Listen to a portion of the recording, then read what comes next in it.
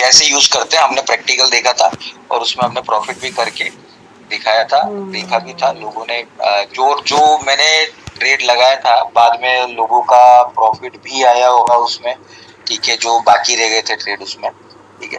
सो उम्मीद करता हूँ कि उसकी प्रैक्टिस आप लोग कर रहे होंगे जिस भी वो सेशन को अटेंड किया था। और देखिए विदाउट प्रैक्टिस के ये चीज बिल्कुल नहीं हो सकती है, तो इसलिए प्रैक्टिस जरूर करते रहे। बात करते हैं, देखिए हमारा टेक्निकल सेशन लगभग पूरा हो गया है। अब आज हम आगे बढ़ेंगे फंडामेंटल सेशन पे, ठीक है। तो जैसा कि मैंने पहले आपको बताया था कि हर चीज जो होती है, मतलब मार्केट जो होता है, मार्केट जो होता है वो अलग अलग चीजों पे काम करता है, ठीक है। जैसे कई बार टेक्निकल एनालिसिस के ऊपर चलता है मार्केट, कई बार फंडामेंटल एनालिसिस के ऊपर चलता है, और कई बार मार्केट जो है वो सेंटिमेंट्स पे चलता है। तो टेक्निकल एनालिसिस हमने कंप्लीट कर दिया है। अब बात कर रहे हैं हम फंडामेंटल एनालिसिस की कि वो क्या होता है, ठीक है। और वो बहुत इंपॉर्टेंट है, क्योंकि अगर ये एनालिसिस आपने समझ लिया तो मान के चलिए कि इस फील्ड में बहुत लंबे टाइम तक आप बने रह सकते हो और अच्छे से उसको काम कर सकते हो, ठीक है। तो बात करते हैं, सबसे पहले हम देखेंगे इकोनॉमिक कैलेंडर क्या होता है। देखिए इकोनॉमिक कैलेंडर, इसको हम डिटेल में देखेंगे, मैं आपको लास्ट में बताऊंगा कि इकोनॉमिक कैलेंडर क्या होता है। फिलहाल हम इसको छोड़ते हैं। इकोनॉमिक कैलेंडर मैं आपको इतना बता सकता हूँ कि फिलहाल कि एक तरीके का एक इवेंट ऑर्गेनाइजर है। जैसे हम घर में जनरली यूज करते हैं जो कैलेंडर्स को, ठीक है, हम तिथि देखते हैं, हम कौन सा त्योहार आ रहा है, कौन सा फेस्टिवल पड़ रहा है, हम उसके लिए यूज करते हैं घर में जो कैलेंडर होता है उसको। तो उसी तरीके से इकोनॉमिक कैलेंडर जो होता है वो आपको ये बताता है कि कौन सी कंट्री का कौन सा इकोनॉमिक इवेंट या इकोनॉमिकल डेटा जो है वो आने वाला है और कितने टाइम आने वाला है, उसका डिटेल आपको इकोनॉमिक कैलेंडर पे मिलता है, ठीक है। तो वो डिटेल मैं आपको प्रैक्टिकल बताऊंगा जब आगे बढ़ेंगे, लेकिन उसके पहले जो चीज खास है वो ये है कि इकोनॉमिक कैलेंडर में हम देखते क्या है, इकोनॉमिक कैलेंडर में आता क्या है। देखिए इकोनॉमिक कैलेंडर जो है, इकोनॉमिक कैलेंडर जो है वो एक तरीके से आप कह सकते हैं कि टोटल इवेंट का एक समराइज, यानी वहां पे आपको सारे इवेंट्स जो होते हैं, कौन कौन सी कंट्री का कौन सा इकोनॉमिकल डेटा कहाँ आएगा वो आपको दिखता है, ठीक है। और जैसे देखिए उसकी जरूरत हम क्यों पड़ती है, तो देखिए सीधी सी बात है कि हम किसी कंट्री की करेंसी को बाय और सेल करने वाले हैं। किसी भी कंट्री को करेंसी को आप बाय और सेल करते हैं तो वो उस कंट्री की इकोनॉमी से डायरेक्टली कनेक्टेड होती है, ठीक है। आप ये बात तो मानते होंगे कि जो कंट्री इकोनॉमिकली अच्छा परफॉर्म करती है उस कंट्री की करेंसी की वैल्यू भी बढ़ती है। जैसे यूएस की देख लें हम, या यूरोप की देख लें, या ऑस्ट्रेलियन डॉलर की देख लें, या कैनेडियन डॉलर की देख लें। तो ये सारी कंट्रीज कैसी है इकोनॉमिकली, ये बिल्कुल ही साउंड कंट्री है, मतलब सारी डेवलप कंट्रीज है, तो इनकी करेंसी की वैल्यू भी उतनी ज्यादा होती है।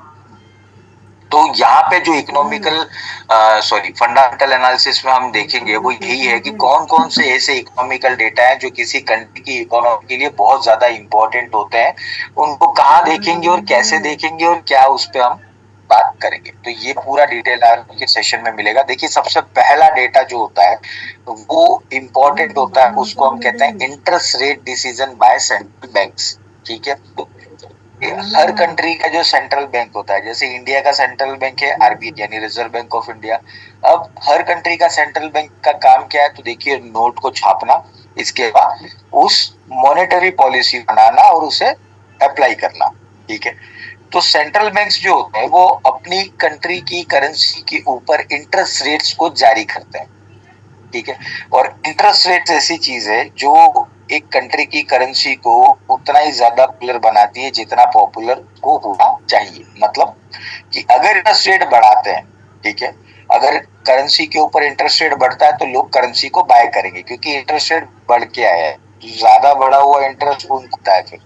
तो इसलिए कंट्री की जो होती है वो एप्रिशिएट होती है। जैसे मान लीजिए यूएस डॉलर की अगर करेंसी के ऊपर इंटरेस्ट अगर बढ़ा दिया जाए तो क्या होगा, तो डॉलर जो होता है वो एप्रिशिएट होता है। तो इसलिए इंटरेस्ट रेट डिसीजन जब भी आता है, ठीक है, तो मान के चलें कि वो उस कंट्री की करेंसी के लिए पॉजिटिव साइन है, ठीक है।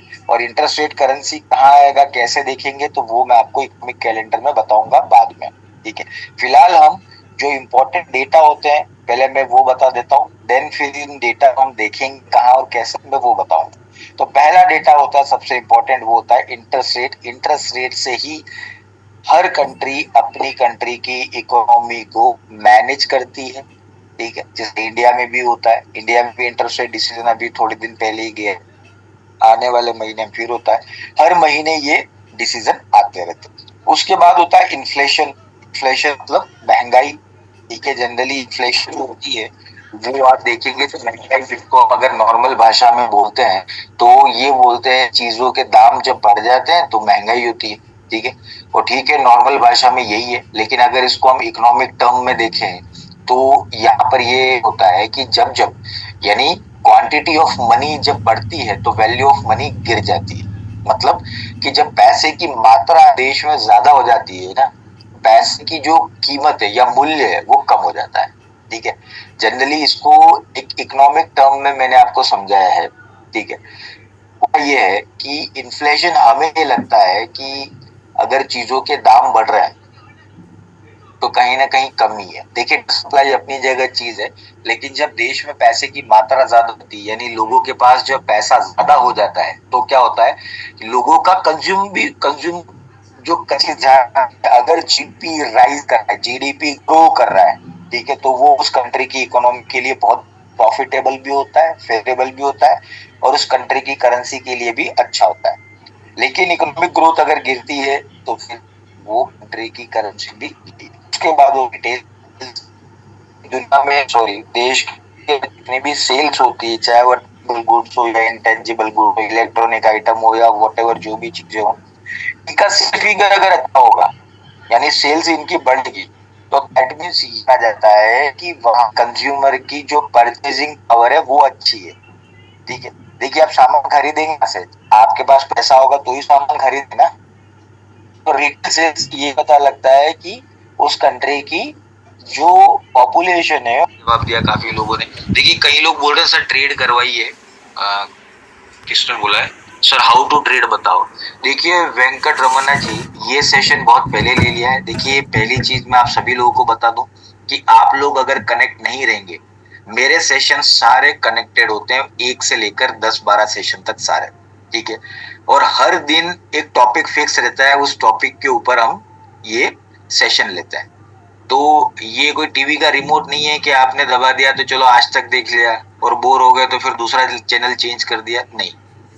आज जो टॉपिक है ये वही टॉपिक चलेगा। हाउ टू ट्रेड ये हमने वेरी सेकंड सेशन में मैंने बता दिया है, ठीक है। उसके पहले टेक्निकल सेशन हो गए। अगर आप अपडेट नहीं है तो ये आपकी गलती है या आप कहीं कनेक्ट नहीं है। तो मेरा रिक्वेस्ट है सभी से कि ये किसी को भी इस तरह की प्रॉब्लम ना हो। तो देखिए जहां भी कम्युनिकेशन के आपके ग्रुप है ना, वहां पर सारी चीजें ये बताई जाती है कि आज सेशन कौन सा है, और हर सेशन में मैं भी अपडेट करता हूं कि आज का सेशन ये है, नेक्स्ट सेशन हम इस पे लेंगे। तो वो सारी चीजें मैं पहले से मैं बता देता हूं। तो मेरी सभी से रिक्वेस्ट है कि सारी चीजें जो है वो आप अपडेट रहें तो ज्यादा बेटर होगा, ठीक है। प्रीवियस क्लास कहाँ मिलेगा, ये सब इंफॉर्मेशन ऑलरेडी दी हुई है, यूट्यूब पे अपलोडेड है, रिकॉर्डिंग्स अपलोडेड है। पर एक ही क्वेश्चन को आप अगर 10 बार बोलेंगे तो देखिए फिर वो इरिटेशन होता है क्लास के बीच में। और टाइप ना करे तो बेटर है, अगर मैं पूछ रहा हूँ तो ही टाइप करें, वरना टाइप ना करें प्लीज। सेशन के एंड में आपके कोई भी क्वेश्चन होंगे तो उसको हम लेंगे कंफर्म। कोई भी क्वेश्चन ऐसा नहीं रहेगा जो आपका छूटेगा, ठीक है। चलिए तो हम बात कर रहे थे ट्रेड बैलेंस की। ट्रेड बैलेंस अगर किसी कंट्री का अगर मान लीजिए पॉजिटिव है, मतलब इंपोर्ट कम है एक्सपोर्ट ज्यादा है, तो वो उस कंट्री के लिए पॉजिटिव होता है। और अगर ट्रेड बैलेंस कम है मतलब नेगेटिव है, यानी इंपोर्ट ज्यादा है एक्सपोर्ट कम है जैसे कि इंडिया, तो ये उसके लिए नेगेटिव होता है, ठीक है।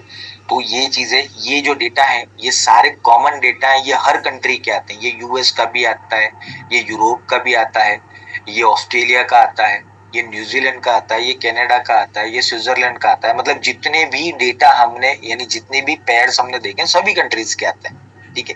तो ये कॉमन डेटा है सर। लेकिन कुछ डेटा ऐसे हैं जो कि स्पेशल डेटा है, जो कि जिस पे आपको सबसे ज्यादा ध्यान रखना है, जिसमें से पहला डेटा जो है वो है इंटरेस्ट रेट डिसीजन का, और वो भी यूएस का।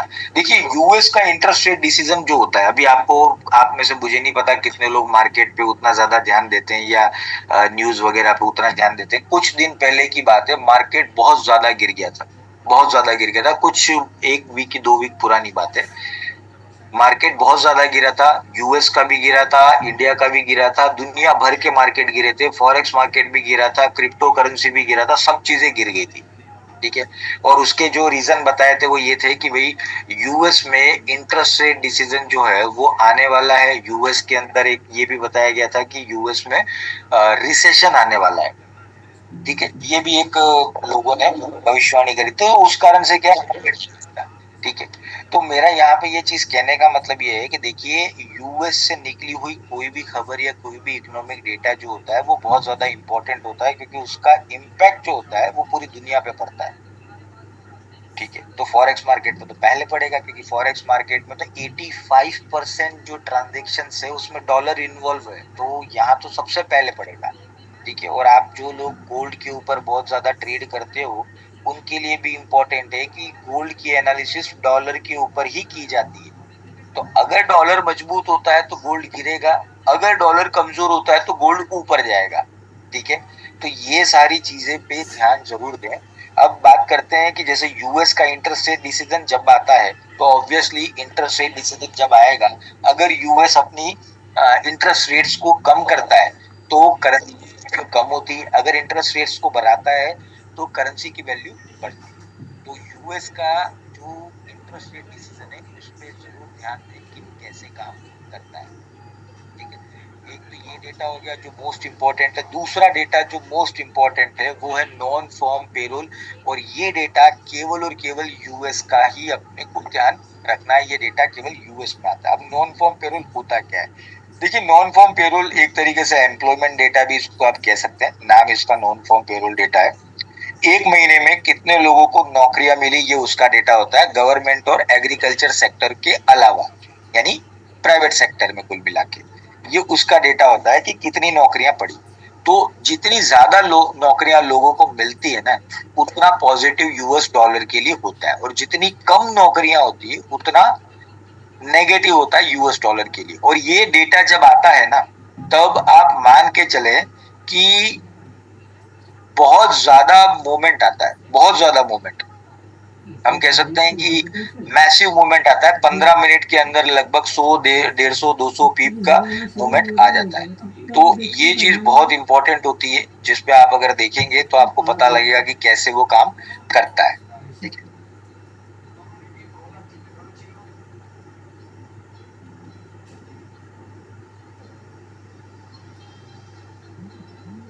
चलिए ठीक है। देखिए यहाँ से मेरा साउंड बिल्कुल तेज है और मैं बिल्कुल तेज आवाज में ही सबसे बात कर रहा हूँ। फिर भी मैं अपनी एक सेटिंग एक बार देख लेता हूँ यहाँ पर किसकी ज्यादा है, क्या है, कैसे है। कई बार नेटवर्क का भी इशू आता है, इस कारण से हो सकता है। तो मैं बात कर रहा था नॉन फॉर्म पेरोल डेटा की। नॉन फॉर्म पेरोल डेटा बहुत इंपॉर्टेंट डेटा है। विद इन 5 to 10 मिनट में ये आपका 100 से 150 पीप का मूवमेंट आपको दे देता है। तो ये अपने आप में एक बहुत ही रिमार्केबल डेटा है। हम ट्राई करेंगे कि कभी ये डेटा जब आने वाला हो तब हम लाइव सेशन रखें, ताकि मैं आपको लाइव बता सकूं कि ये डेटा कैसे काम करता है और इसमें ट्रेडिंग कैसे की जाती है, तो आपको आइडिया लगेगा। ठीक है, चलिए, तो ये हो गया नॉन फॉर्म पेरोल डेटा। अब आगे बात करते हैं। जीडीपी मैंने आपको बता दिया है, सीपीआई मैंने आपको बता दिया है, रिटेल सेल्स भी बता दिया है, अनएम्प्लॉयमेंट रेट, ट्रेड बैलेंस भी बता दिया है। ठीक है, अब बात करता हूं, मैं आपको बताता हूं कि इकोनॉमिक कैलेंडर हम कहाँ पे देखेंगे, कैसे देखेंगे और क्या चीजें होती है। ये जो डेटा मैंने आपको अभी बताया ना, ये डेटा हम कहाँ देखेंगे मैं वो बता देता हूँ। ठीक है, सबसे पहले तो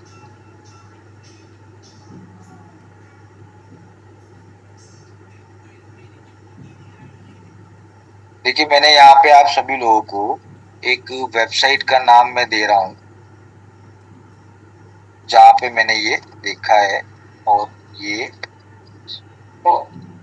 ठीक है, देखिए मैंने आपको वेबसाइट का नाम लिख के भेज दिया है www.fxstreet.com।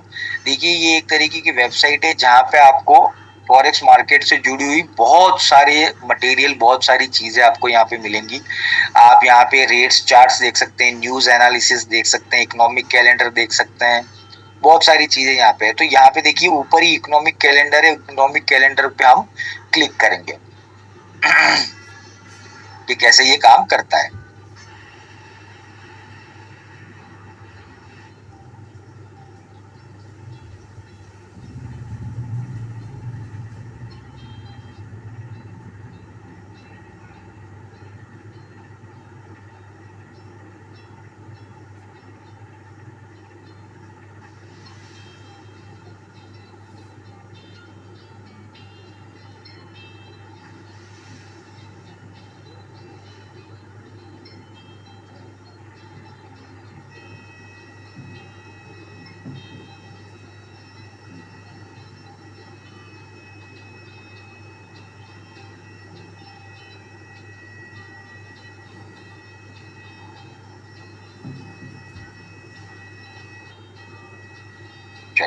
देखिए ये यहाँ पे इस तरीके से इकोनॉमिक कैलेंडर मेरे, आप मुझे ये कंफर्म कर दें कि स्क्रीन दिख रही है जो मैंने अब शेयर करी है, वो मैंने स्क्रीन शेयर करी है वो आप सभी को दिख रही है?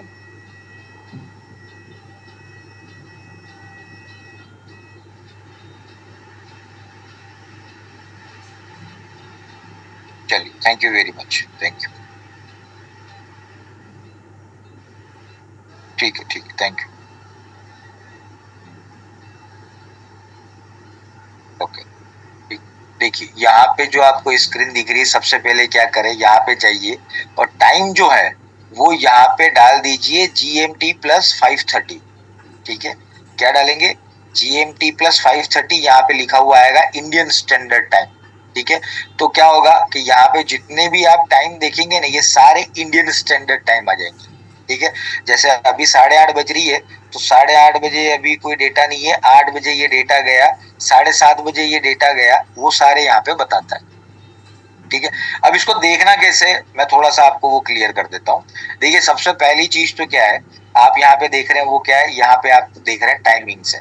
ठीक है, टाइमिंग के बाद में यहाँ पर कौन सी कंट्री से रिलेटेड डेटा है, ये उस कंट्री का आपको फ्लैग बता देगा। जैसे यूएस का डेटा है तो यहाँ पे यूनाइटेड स्टेट्स का फ्लैग आ गया, ये यूरोपियन यूनियन का डेटा है तो यहाँ पे यूरोजोन का फ्लैग आ गया। ठीक है, जैसे जिस कंट्री का डेटा होगा फ्लैग बताएगा। इसके अलावा उसके पास में आप देखेंगे तो जिस कंट्री का डेटा है उस कंट्री का करेंसी का सिंबल आपको यहाँ दिखेगा। जैसे यूएस का डेटा है तो यूएसडी लिखा हुआ आ रहा है। ठीक है, उसके बाद यहाँ पे आएगा कि कौन कौन सा डेटा है वो यहाँ पे आपको बताएगा।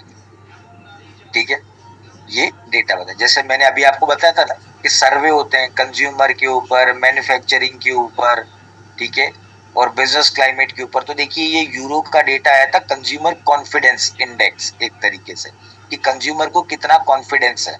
ठीक है, तो यहाँ पे ये डेटा बता रहा है आपको, और जिस महीने का डेटा होगा यहाँ पे वो बताएगा। जैसे अगस्त का है तो ये सारे अगस्त के डेटा बता रहे हैं। ठीक है, वो आपको डेटा बताएगा। अभी जैसे मैं आपको बताता हूँ जो हमने अभी देखा उसमें देखिए न्यूजीलैंड का रिटेल सेल्स का डेटा आने वाला है। ठीक है, Q2 का। अब पहला क्वार्टर होता है जनवरी फरवरी मार्च, दूसरा होता है अप्रैल मई जून। तो ये Q2 का डेटा आ रहा है। ठीक है, वो यहाँ पे लिखा हुआ है।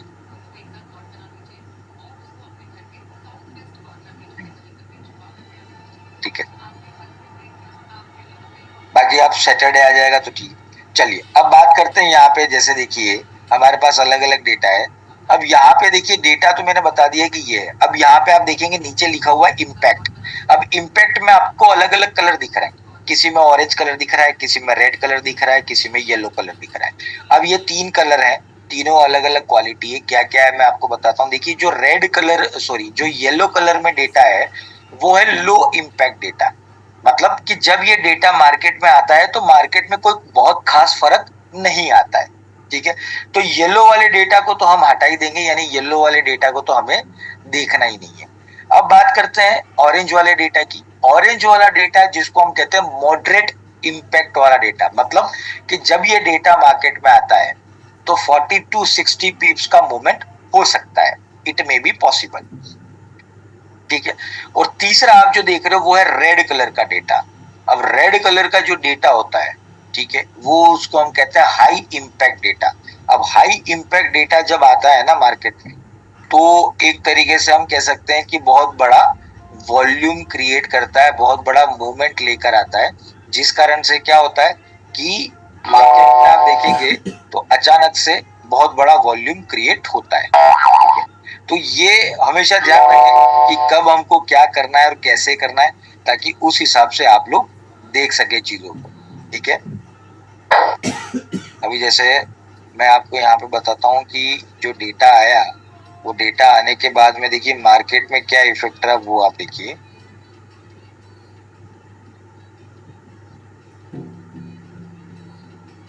मैं आपको बताता हूँ, ठीक है। 7:30 बजे डेटा आया, आधे घंटे की कैंडल हम देख रहे हैं। तो देखिए जैसे ही डेटा आया 1 घंटा पहले, तो देखिए मार्केट यहां से नीचे गिरा है, ये देखिए यहां से मार्केट नीचे गिरा, लगभग 200 पीप मार्केट नीचे गिर गया है, 200 पीप। 2492 था, 2472 तक जाके आया, 200 पिप्स, ठीक है। कब? जब मार्केट में ये डेटा आया। कौन सा डेटा आया अभी हम बात करते हैं, ठीक है। अब मार्केट में कौन सा डेटा आया, तो देखिए मार्केट में आया ग्लोबल मैन्युफैक्चरिंग पीएमआई, ठीक है। मैन्युफैक्चरिंग पीएमआई अगर देखें तो अब इसको देखेंगे कैसे, मैं वो भी बता देता हूँ कि ये डेटा को समझेंगे कैसे, ठीक है। अब देखिए पीएमआई जो होती है ना, अगर वो 50 और 50 से ऊपर आती है तो पॉजिटिव कहलाती है। जैसे यहाँ पे आप देख रहे हैं कंपोजिट पीएमआई, फिर ये मैन्युफैक्चरिंग पीएमआई और ये है सर्विस पीएमआई, ठीक है। अब यहाँ पे आपको क्या देखना है कि जो पीएमआई का डेटा है ना, वो 50 और 50 से ऊपर अगर आता है तो पॉजिटिव होता है। प्रीवियस क्या था, तो देखिए प्रीवियस डेटा था यहाँ पे पिछले महीने का 54 था, ठीक है, 54 था। अब कंसेंसस यानी प्रिडिक्शन क्या है, ये पहले से बताता है हमको कि प्रिडिक्शन क्या है। देखिए प्रिडिक्शन है 53.5, यानी पहले पिछले महीने 54.3 था, कंसेंसस आया 53.5, और एक्चुअल जब डेटा आता है कब आया, ये 7:15 बजे आया, वो 54.1, यानी जो कंसेंसस था उससे भी ज्यादा अच्छा आया, इसीलिए ये ग्रीन में दिख रहा है आपको भी, ये ग्रीन में दिख रहा है। तो ये पॉजिटिव है किसके लिए, डॉलर के लिए। क्यों? क्योंकि डेटा है डॉलर का, तो यहाँ पे इसीलिए गोल्ड नीचे जाने के चांसेस बनते हैं। फिर एक डेटा ये भी आया, ये थोड़ा नेगेटिव आया। पिछले महीने कितना आया था, 49.6, कंसेंसस कितना था 49.6, मतलब सेम आएगा ऐसा उन्होंने प्रेडिक्शन दिया था। लेकिन जब एक्चुअली आया तो कितना आया, 48, मतलब जो प्रिडिक्शन किया था उससे कम, यानी वर्स देन फोरकास्ट, इसीलिए ये रेड कलर में आप देख रहे हैं डेटा, ठीक है। तो ये नेगेटिव है। और तीसरा डेटा कौन सा था, तो प्रीवियस था 55 ग्लोबल सर्विस पीएमआई का, पिछले महीने 55 था, कंसेंसस था 54, और एक्चुअली में आया 55.2, यानी कंसेंसस जो किया था उससे भी बढ़िया रिजल्ट आया। तो टोटल 3 डेटा में से 2 डेटा पॉजिटिव आया और 1 डेटा नेगेटिव आया, तो कुल मिला के पॉजिटिव ज्यादा आया। इसलिए क्या हुआ, डॉलर जो है वो मजबूत हुआ और गोल्ड गिर गया। यहाँ पे आप देख सकते हैं, ठीक है, आप देख सकते हैं नीचे गिरा ना। और ये कितना नीचे गिरा है, अगर आपको थोड़ा और अंदाजा लगाना है तो मैं 15 मिनट का कर देता हूं। तो यहां से नीचे गिरा है, देखिए आपको आइडिया लग जाएगा, 1 सेकेंड। यहां से नीचे गिरा है एग्जैक्टली, ये देखिए लगभग 200 पीप नीचे गिरा है, जो कि बहुत अच्छा डाउनफॉल है एक तरीके से। अगर उसी तरीके से हम देखें जीबीपी यूएसडी को, तो देखिए जीबीपी यूएसडी भी इस जगह से नीचे गिरा है, ठीक है, इस जगह से। तो जीबीपी यूएसडी में भी कम से कम 30 पीप्स के आसपास का मूवमेंट आया, हाँ 35 पीप्स का, ठीक है। उसी तरीके से अगर हम बात करते हैं यूरो यूएसडी की, तो देखिए यूरो यूएसडी में भी मूवमेंट आप देख सकते हैं, यहां से मार्केट नीचे गिरा है, ये देखिए ये 40 पीप्स के आसपास, ठीक है। तो देखिए फंडामेंटल एनालिसिस का बेनिफिट क्या है, फंडामेंटल एनालिसिस का बेनिफिट यही है कि अगर आपने डेटा को सही तरह से इंटरप्रिटेट कर दिया और अच्छे से आपने उसको कर दिया, तो आपको ट्रेड जो है वो आराम से आप कर सकते हैं, ठीक है। टेक्निकल एनालिसिस में ये सारी चीजें क्या करते हैं, हम प्रिडिक्शन देते हैं, लेकिन फंडामेंटल एनालिसिस में तो डेटा आपके सामने है, तो जिस तरीके से डेटा काम कर रहा है उस तरीके से आप आराम से इस चीज को कर सकते हैं। लेकिन फिर वही वाली बात, बहुत सारे लोगों को थोड़ा ये टफ लगा होगा, उनके दिमाग से ऊपर भी गया होगा, थोड़ा बहुत समझ में नहीं भी आया होगा, लेकिन एक या दो बार वीडियो को देखेंगे समझ में आ जाएगा। और एक बार अगर इस मार्केट को वाकई आप समझना चाहते हो तो ये जरूरी है कि आप काम करें, आप इन चीजों को थोड़ा समझने की कोशिश करो। थोड़ा टफ जरूर पड़ेगा लेकिन ये आ जाएगा, कोई बड़ा टास्क नहीं है, लेकिन करेंगे तो आएगा, ठीक है ना। क्योंकि ये चीज जो मैं आपको बता रहा हूँ टेक्निकल एनालिसिस की, ठीक है, मैं ये जो बता रहा हूँ टेक्निकल एनालिसिस की, वो बहुत कम लोग बताते हैं। Fundamental analysis, sorry, technical analysis के तो आपको जनरली मिल जाएंगे ट्रेनर्स, पर फंडामेंटल एनालिसिस आपको बहुत कम लोग गाइड करेंगे। तो किसी भी इकोनॉमी को अगर समझना है ना तो प्रॉपरली तो फंडामेंटल एनालिसिस से ही उसको समझ सकते हैं, ठीक है। तो ये आप इसको ट्राई जरूर करें। मैंने आपके सामने बताया कि जो डेटा है वो डेटा सारे यहाँ है, और जो भी हमने डेटा पढ़े थे वो आपको सारे यहाँ मिलेंगे। मैं आपको बता देता हूँ पूरा एक महीने का मैं आपको कैलेंडर पूरा यहाँ पे दिखा देता हूँ कि कौन कौन से हैं। तो सारे डेटा जो हमने पढ़े थे ना वो इसी कैलेंडर में है, और आपको पता चलेगा कब आने वाले।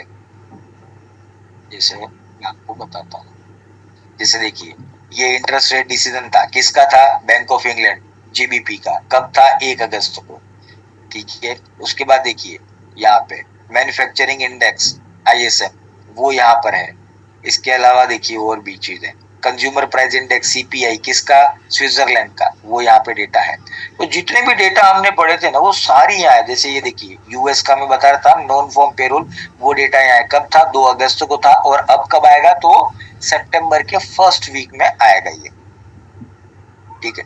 तो ये सारी चीजें यहाँ पे अवेलेबल है।